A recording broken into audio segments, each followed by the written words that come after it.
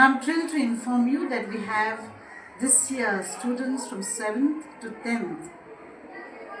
6,417 have enrolled for this Goa Talent Search exam, which is scheduled on the 2nd of February. This exam will be conducted at 18 different centers across the state of Goa.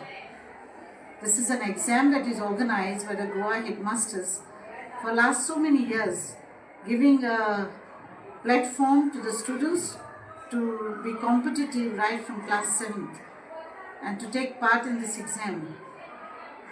I thank all the heads of the institution and the teachers who are motivating the children to take part in this exam, and especially their parents.